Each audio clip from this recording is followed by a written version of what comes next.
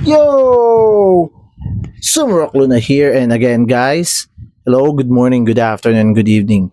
So, guys, we receive a mail call from Rich Ace Clothing. Ate Rich, big shout out sa page mo and sa group mo. Salamat sobra. So, ayan, guys, papakita ko lang.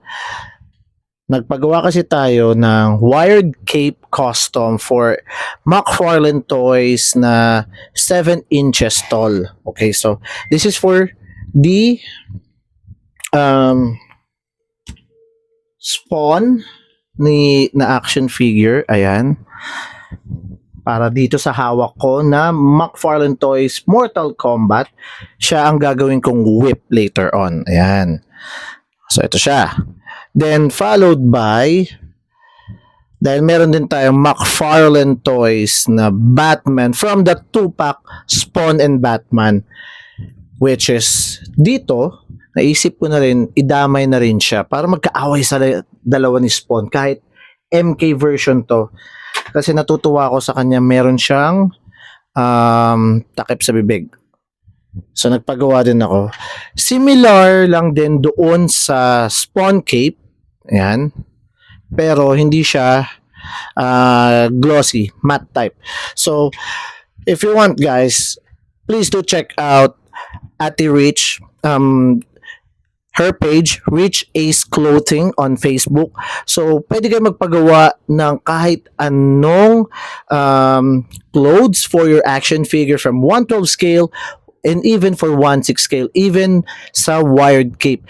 And kaya nila gawin yung design na gusto nyo na kung may nakita kayo sa internet. Kagaya na sa akin, sa internet ko lang din nakuha yung design, pinagawa ko. Napakaganda, guys.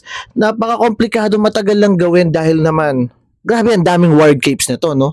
So, big shout out sa iyo, Ate Rich, and sa team mo. Ayan. Kaya, napakasulit. So, tara, samahan niyo ako. Gawin na natin tong whip na to. Let's go!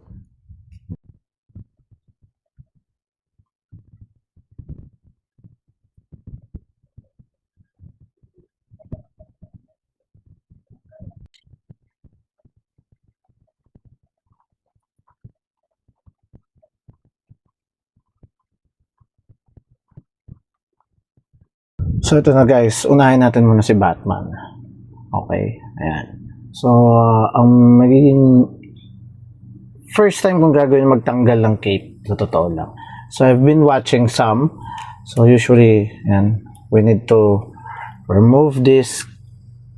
Yan. Kaya mga requirements nyo na kailangan, dapat meron kayong drill. Yan. And in any case as well, kailangan nyo ng, ng pandikit. So, I'll be using E7000. Maganda siya sa cloth type, lalong-lalo na kung sa action figures. And in any case as well, na kailangan pa itong B7000. So, both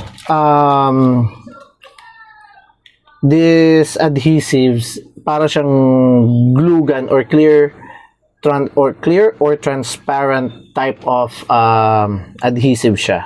Kaya maganda. Okay?